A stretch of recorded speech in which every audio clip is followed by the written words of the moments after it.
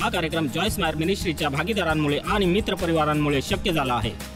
लोकांच्या आपल्याला त्रासदायक वाटणाऱ्या छोट्या छोट्या गोष्टींवरून आपण त्यांची परीक्षा करतो आणि आपल्याला बऱ्याच मोठ्या समस्या असतात, पण सैतान आपल्याला इतरांचं काय चुकतंय हे दाखवण्यात व्यस्त ठेवतो की आपण आपल्या गोष्टींकडे लक्षच देत नाही।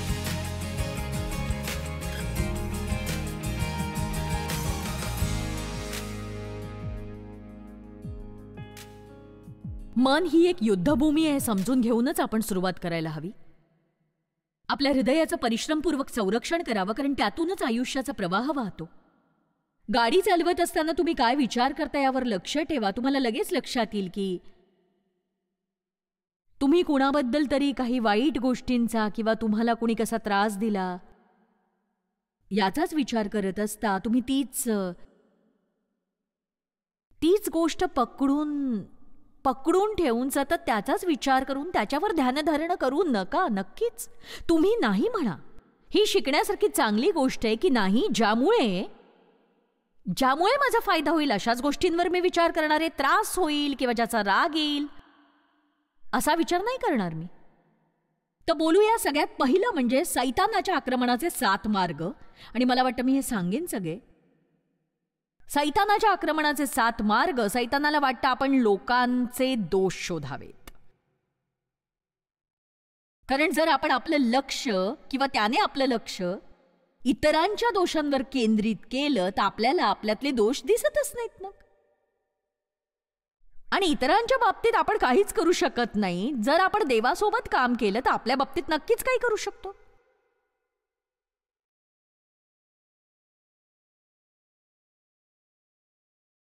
आणि सैतानाला असं वाटतं की आपण दोष शोधणारे व्हावं, इतरांच्या दोषांवर लक्ष केंद्रित करून स्वतःच्या दोषांकडे डोळेझाक करावी। विश्वासणाऱ्याला स्वतःबद्दल काहीच चुकीचं दिसलं नाही आणि इतरांच्या चुका दिसल्या म्हणजे मग सैतानाचा विजयच झाला। आणि सगळा सोशल मीडिया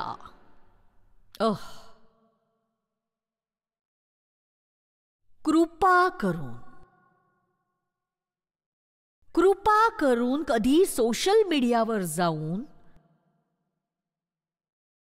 तुमच्या मित्रांना इतरांनी काय काय केलंय ते सांगू नका, कारण यातून तुम्ही फक्त अफवा पसरवत असता आणि तुम्हाला माहितही नसतं ते खरं आहे की नाही। आणि ते खरं असलं ना तरी बायबल म्हणतं की आपण ते पसरवता कामा नये। तुम्ही टाळ्या वाजवता याचा मला आनंद आहे। मला वाटतं तुम्ही हे समजून घ्या, करू नका। देवाचं मूल म्हणून तुम्ही अशा गोष्टीत पडूच नका आणि अफवा पसरवून कुचाळक्या करणारे होऊ नका। बऱ्याचदा जेव्हा लोक एखाद्याबद्दल बोलत असतात तेव्हा त्यांना ते काय बोलतायत याविषयी थांगपत्ताही नसतो।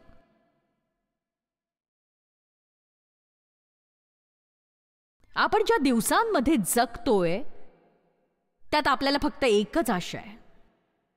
आज तर मी बोलणारच आहे या विषयावर, पण आठवडाभरही बोलणार आहे। आपण ज्या गोंधळात आहोत त्यातून बाहेर पडण्याची एकमेव आशा आहे आणि ती आशा आहे प्रेम।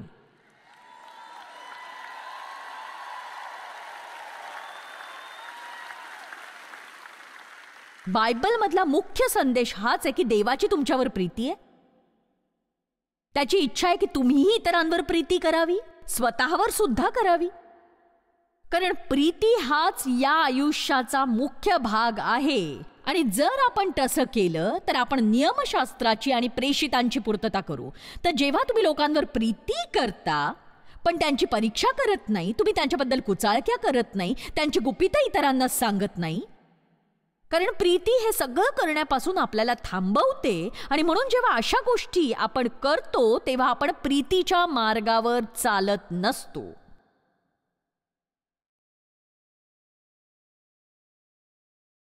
एक सांगू, कुणाची परीक्षा करू नये या गोष्टीची पुष्टी करणारी बरीच चांगली वचनं आणि अध्याय आहेत आपल्याकडे। मी एक वाचून दाखवते। मत्तई अध्याय 7 वचन 1 ते 5। तुमचे दोष काढण्यात येऊ नयेत म्हणून तुम्ही कुणाचे दोष काढू नका, कारण ज्या प्रकारे तुम्ही दोष काढाल त्या प्रकारेच तुमचे दोष काढण्यात येतील, आणि ज्या मापाने तुम्ही मापून द्याल त्याच मापाने तुम्हाला मापून देण्यात येईल। तू आपल्या डोळ्यातले मुसळ ध्यानात न आणता आपल्या भावाच्या डोळ्यातले कुसळ का पाहतोस? आपल्या डोळ्यात कुसळ म्हणजे टेलिफोन पोल एवढं मोठं कुसळ असतो. थोडक्यात तो इथं असं म्हणतोय की लोकांच्या आपल्याला त्रासदायक वाटणाऱ्या छोट्या छोट्या गोष्टींवरून आपण त्यांची परीक्षा करतो, पण आपल्या आयुष्यात मात्र मोठ्या समस्या असतात. पण सैतान आपल्याला इतरांचंच काय चुकतंय हे बघण्यात इतका व्यस्त ठेवतो की आपण स्वतःच्या गोष्टींकडे लक्षच देत नाही.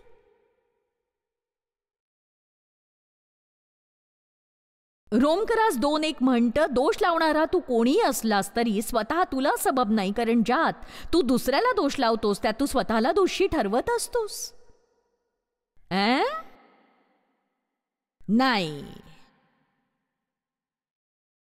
एक सांगू का, आपल्याकडे नेहमीच स्वतःसाठी सबबी असतात, पण इतरांसाठी सबबी नसतात. आणि असं वागण्यासाठी तुमच्याकडे कोणतीही सबब नाही.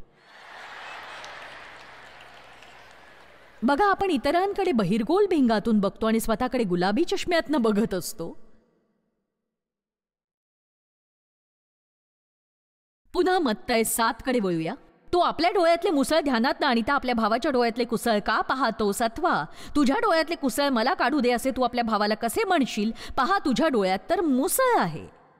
अरे ढोंग्या, पहिल्याने आपल्या डोळ्यातले मुसळ काढून टाक, म्हणजे आपल्या भावाच्या डोळ्यातले कुसळ काढण्यास तुला स्पष्ट दिसेल.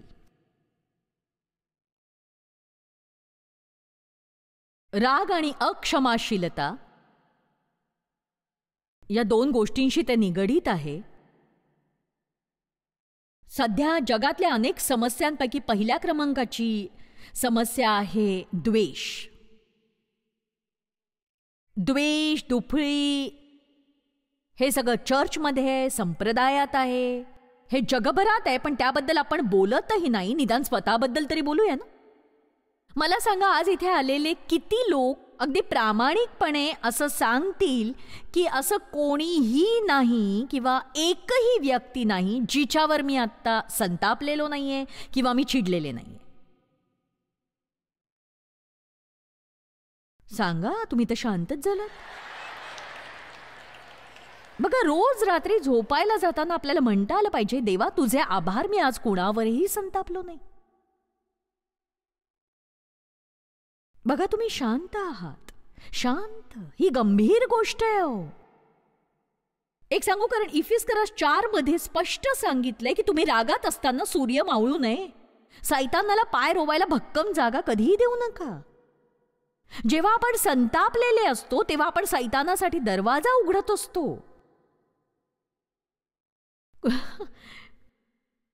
कुणावर तरी रागावून झोपू नका. मला ती सगळी वर्ष आठवतात. इतका मठ्ठपणा होता तो जेव्हा मी डेव्हवर रागावून झोपायचे. म्हणजे मी गादीच्या अगदी त्या कडेला झोपायचे, कारण मला त्याचा स्पर्शही नको असायचा. हा मला स्पर्शही करणार नाही.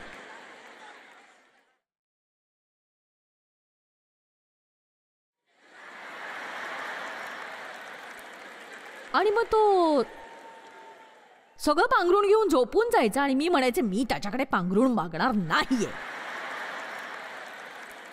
आणि मग मी रात्रभर गारठून जायचे. अगदी तो शांत झोपलेला असायचा आणि मला काय मिळायचं बरं? डोकेदुखी, पोटदुखी, झोप न आल्याने दुसऱ्या दिवशी थकवा. हा वेडेपणा असतो. हो, हा जो करतो ना आपण तो वेडेपणा असतो. त्यामुळे डेव नाहीच बदलला. डेव अजूनही तसंच आहे.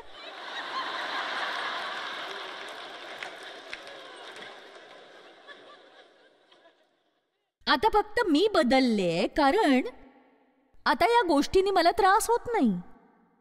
चला, मी तुम्हाला काही संदेश देऊ का इथे? बघा, देवाला रस नाहीये त्या सगळ्या लोकांना बदलण्यात जे तुमच्या मते तुमच्यासाठी त्रासदायक आहेत. त्याने तुमच्यात बदल घडावा म्हणून तुम्हाला इथे आणलंय, म्हणजे तुम्हाला त्यांचा त्रासच होणार नाही. तुम्हाला चीड आणणाऱ्या जगातल्या सगळ्या गोष्टींपासून देव तुमची सुटका करत नाही. त्याउलट आपण अशा ठिकाणी पोहोचावं जिथे आपल्याला त्याचा त्रास होणार नाही. चला, यालाच आध्यात्मिक परिपक्वता म्हणतात. एक सांगू का, जेवढा वेळ आपण इथे आहोत तो फुंकून टाकून आपण अशा गोष्टींबद्दल सतत दुःखी नको होऊया ज्याबद्दल आपण काहीही करू शकत नाही. ऐकलत का तुम्ही माझं? तुम्ही तुमचा पती नाही बदलू शकत. नाही, पण मी प्रयत्न करणार आहे. विसरून जा, पुढे चला, पुढच्या वर्षी तुम्हाला भेटेन तेव्हा हेच सांगणार आहे मी तुम्हाला.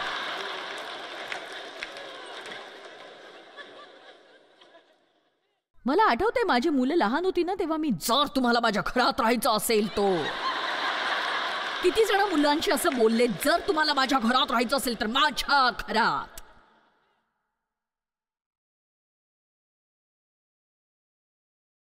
ते माझ्या घरात राहायचे आणि मला वाटतं मी त्यांना थोडी मदत केली, पण आता माझी मुलं खूपच छान आहेत. एक सांगू, तुमची मुलं तुम्हाला जे आवडेल त्या प्रकारे गोष्टी करत नसतील, पण त्यामुळे ती मोठीच झाली नाहीत आणि छान माणसं बनली नाहीत असा त्याचा अर्थ नाही होत. त्यांना थोडी मोकळीक द्या.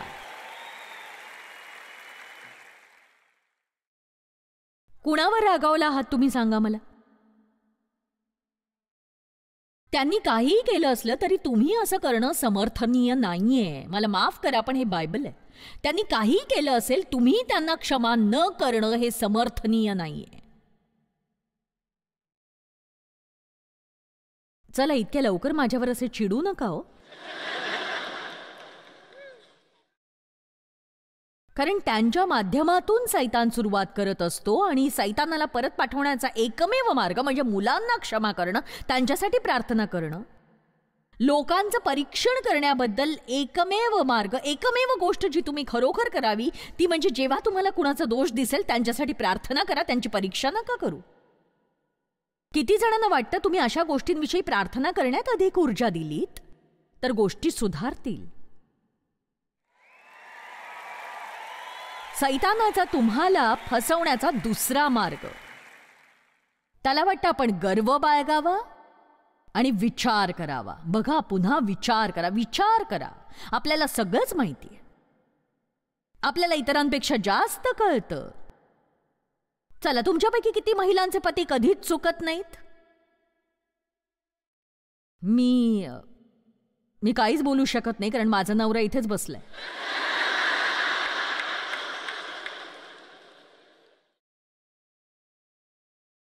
आणि एक सांगू का, चुका शोधणं तसं बघाल तर गर्वाचंच फळ आहे. तुम्ही इतरांपेक्षा अधिक श्रेष्ठ आहेत असा विचार तुम्ही करणार नाही याची काळजी घ्या तुम्ही. कारण कदाचित तुमच्यात काही शक्तिशाली देणग्या असतील, प्रतिभा असेल, तुम्ही इतरांपेक्षा अधिक जलद असाल किंवा इतरांपेक्षा अधिक जलद शिकत असाल, पण त्या देवाने तुम्हाला तसं वरदान दिलंय. आणि ना तुम्ही तुमचं वरदान निवडलंय ना त्यांनी त्यांचं निवडलंय. तू आपल्या अगदी मनापासून परमेश्वरावर भाव ठेव, आपल्याच बुद्धीवर अवलंबून राहू नको. तू आपल्या सर्व मार्गात त्याचा आदर कर म्हणजे तो तुझा मार्गदर्शक होईल. तू आपल्या दृष्टीने स्वतः शहाणा समजू नको. परमेश्वराचे भय धर आणि दुष्कर्मापासून दूर राहा. बघा, तुमच्याकडे सगळ्या प्रकारचं शिक्षण असेल पण शहाणपण नसेल कदाचित. मला नीतिसूत्रावर एक पुस्तक लिहायचं होतं आणि मला कळत नव्हतं की बाप रे, म्हणजे बघा, नीतिसूत्रावर पूर्ण पुस्तक कधी आणि कसं लिहायचं ते माहित नाही मला, कारण त्यात जवळजवळ 200 वेगवेगळे विषय आहेत. आणि मी विचार केला की एक सांगू, मी फक्त इथे बसते आणि सुरुवात करते आणि हे अद्भुत आहे. म्हणजे देवासोबत असं बऱ्याचदा घडतं. तुम्ही फक्त पाऊल ठेवायचं आणि तो त्याचं काम करतो. आणि आता मी 7व्या अध्यायावर आहे. पण बघा, गोष्ट अशी आहे की ते शहाणपण आहे. आदरयुक्त भीती आणि देवाचा धाक ही शहाणपणाची सुरुवात असते. हे ते कुठे गेलंय? परमेश्वराची भीती कुठे गेली आहो? बरं, परमेश्वराविषयी आदरयुक्त भीती म्हणजे तुम्ही देवाचं ते सामर्थ्य, तो किती शक्तिशाली आहे आणि तो किती सार्वभौम आहे ते अशा प्रकारे ओळखता की तुम्ही त्याचा अपमान न करता इतर सगळ्या गोष्टी ऐकता त्याच्या. बघा, त्यामुळे तुम्ही इतर लोकांविषयी बोलण्यापासून दूर राहता. त्यामुळे तुम्ही स्वकेंद्री राहत नाही आणि गर्व बाळगत नाही, कारण मला भीती वाटते तो मला दुखवेल म्हणून नाही, तर मला माहितीये की देव काय आहे आणि तो काय सांगतोय. मला माहितीये तो जे बोलतो तेच त्याला म्हणायचं असतं. या भावनेनं तुम्ही ते करता. आणि बघा, जर आपल्यात देवाविषयी आदरयुक्त भीती नसेल ना, तर आपल्यात कुठलंही शहाणपण अजिबात नसेल. हे कोण शिकवतंय? तुम्ही देवाविषयी आदरयुक्त भीती आणि देवाचा धाक याविषयी चांगला संदेश कधी ऐकलाय का? देवाची तुमच्यावर प्रीती आहे, तुमची त्याच्यावर प्रीती आहे, या व्यतिरिक्तही काही गोष्टी आहेत. हो, म्हणजे त्याची कृपा अद्भुत आहेच, पण केवळ हीच गोष्ट नाही ज्याबद्दल बायबल म्हणतंय. बघा,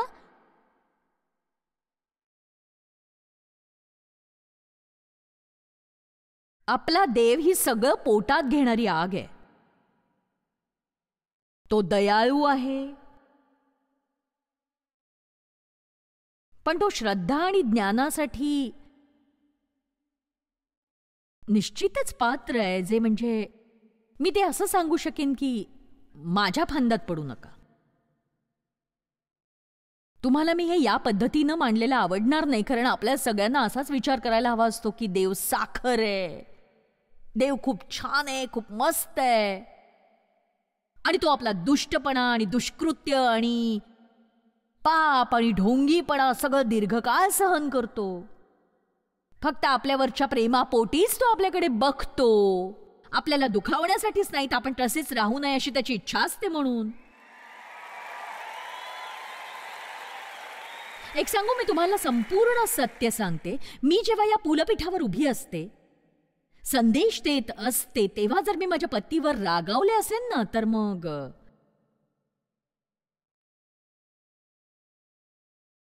ते चांगलं नाही, कारण माझ्यावरचा हा अभिषेक आहे. अहो, त्यामुळे मी तसं करूच नाही, कारण मी चांगलं गाऊ शकत नाही, मी वाद्य वाजवत नाही. माझे संदेश जर उत्तम नसतील तर माझी गिटार घेऊन मी तुमच्यासाठी गाणंही गाणार नाही. आणि बघा, मी अशी हजारो वेळा या पुलपीठावर आले आणि मी हजारो लोकांकडे पाहिलंय. मी योग्य ते सांगावं म्हणून ते माझी वाट बघतायत. मी इथे देववचनासाठी आलोय असं ते मला म्हणतायत, आणि म्हणूनच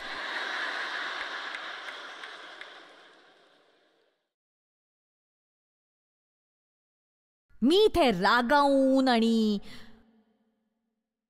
कटुता बाळगून, चिडून, ढोंगीपणा करून नाही उभे राहू शकत आहो. तुम्हाला जर देवाचा अभिषेक सोबत हवाय, तर तुम्हाला तसं आयुष्य जगावं लागेल. तुम्ही फक्त शो म्हणून बंपर स्टिकर लावू शकत नाही. तुम्हाला तसं आयुष्य जगावं लागेल, आणि तसं आयुष्य कुणीही बघत नसताना जगावं लागेल.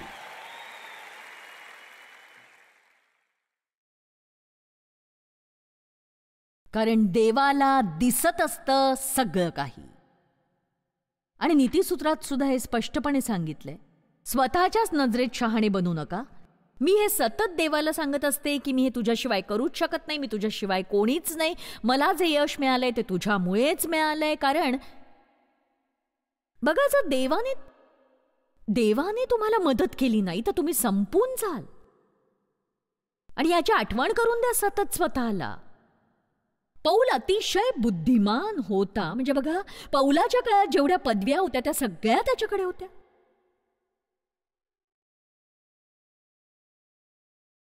मला वाटतं शिक्षण हे अद्भुतच असतं. मी म्हणते ते सगळं घ्या, जितकं शक्य होईल तितकं शिका. मला माहिती आहे काही लोक इतके चतुर आहेत, कधी कधी मला वाटतं मी सुद्धा तशीच चतुर असावं. पण हुशारीपेक्षा शहाणपणा हा अधिक महत्वाचा असतो. आणि खरं तर पवित्र केलेलं सामान्य व्यवहार ज्ञान येते. मला माझ्या नावापुढे PhD पेक्षा HSD लावायला अधिक आवडेल, कारण ती आहे HSD म्हणजे होली स्पिरिट डिग्री.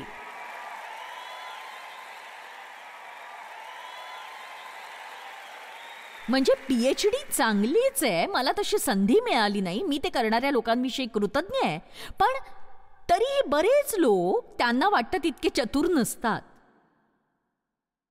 कारण अजूनही तो देव आहे. तर पौल, बुद्धिमान पौल, ज्याच्याकडे तुम्ही मिळवू शकाल तेवढ्या पदव्या आहेत, कारण येशू ख्रिस्त म्हणजे वधस्तंभावर खेळलेला येशू ख्रिस्त याच्याशिवाय मी तुमच्या बरोबर असताना दुसरे काही जमेस धरू नये. फारच रोचक आहे ना हे? सांगा, यातून पौल नक्की काय सांगू पाहत होता?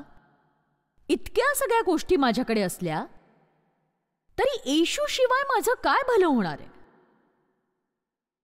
सैतानाला वाटतं आपण विचार करावा. बघा, विचार करणं. देव ऐकत नाही आणि आपल्या प्रार्थनांना उत्तर देत नाही, म्हणून आपण एकतर प्रार्थना करूच नाही किंवा चिकाटीने प्रार्थना करू नये असं त्याला वाटतं, कारण प्रार्थना ही सैतानासाठी धोकादायक अशी गोष्ट आहे. बघा, एक नीतिमान माणूस प्रार्थना करतो, प्रचंड सामर्थ्य निर्माण होत असतं. आणि बघा, मागच्या 2 वर्षांपासून मी प्रार्थनेकडे जास्तीत जास्त लक्ष देण्यासाठी प्रवृत्त करते. फक्त देवाकडे काही मागितलं तर तो आपल्यासाठी इतकं काही करतो ना, इतकं काही की ते बघून मी थक्क झाले. आणि मी ज्या गोष्टींबद्दल बोलते त्या काही फार मोठ्या गोष्टी नाहीये, त्या अगदी छोट्याशा गोष्टी आहेत, पण त्या माझ्यासाठी खूप मोठ्या आहेत. आणि ज्यामुळे मला कळलंय की देव माझी काळजी घेतोय, तो माझ्या आयुष्यामध्ये कार्यरत आहे. आणि मत्तई 7 म्हणतं, मागा म्हणजे तुम्हास दिलं जाईल, शोधा म्हणजे तुम्हास सापडेल, ठोका म्हणजे तुमच्यासाठी उघडलं जाईल. आणि आपण ते चिकाटीने करायला हवं. देवा, मी तोवर गप्प बसणार नाही जोवर मला यश मिळत नाही. देवाला ते आवडतं, त्याला अशी चिकाटी आवडते. आणि हा उद्धटपणा नाही, ही चिकाटी आहे. सगळ्या गोष्टींसाठी प्रार्थना करा, ज्या गोष्टी येतील प्रार्थना करा. आज सकाळी मी दाराबाहेर पडत होते तेवढ्यात माझी सहाय्यक म्हणाली, तुम्ही कॉन्टॅक्ट लेन्सेस घातल्यात का? मी म्हटलं, इथे यायला वेळेवर पोहोचावं लागतं. आणि मी घराबाहेर पडताना लक्षात आलं की मी ते केलेलं नाही. आणि म्हणून मी देवाला म्हटलं की देवा, मला तुझी आता गरज आहे, कारण मी आज कॉन्टॅक्ट लेन्सेस घातलेल्या नाहीयेत आणि मला तुझी गरज आहे. आणि त्याने मला मदत केली. तर तुम्ही लक्षात ठेवून म्हणायला हवं, आभारी आहे. चला, प्रार्थना करा, प्रार्थना करा, प्रार्थना करा. सगळ्या गोष्टींसाठी तुम्ही गुडघ्यांवर बसून किंवा लहानच्या खोलीत बसून किंवा डोळे बंद करून काही करायची गरज नाही. म्हणजे देवासोबत राहायला वेगळा वेळ नक्की राखून ठेवा. मी रोज सकाळी तो ठेवलाय, पण दिवसभर प्रार्थना करा. आणि सैतानाला खोटं सांगू देऊ नका तुम्हाला की देव तुमच्या प्रार्थनांना उत्तरच देत नाही. तुम्ही म्हणाल, हो पण मी इतक्या चुकीच्या गोष्टी केल्या, देव माझं काय ऐकेल? कारण तुम्ही स्वतःच्या नावाने जाणार नाही आहात, तुम्ही येशूच्या नावाने जाणार आहात.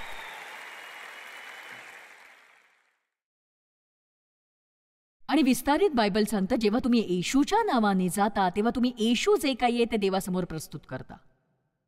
मी तुला हे येशूच्या नावाने करायला सांगतोय, त्यासाठी माझी पात्रता आहे म्हणून नाही, त्याची पात्रता आहे म्हणून.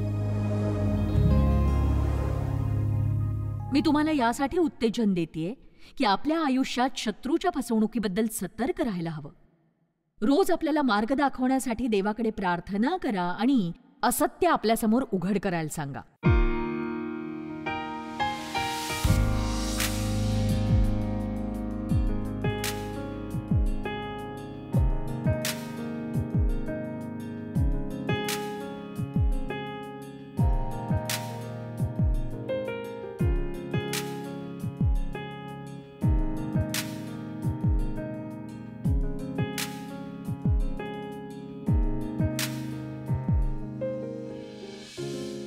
हा कार्यक्रम जॉयस मायर मिनिस्ट्रीच्या भागीदारांमुळे आणि मित्रपरिवारांमुळे शक्य झाला आहे.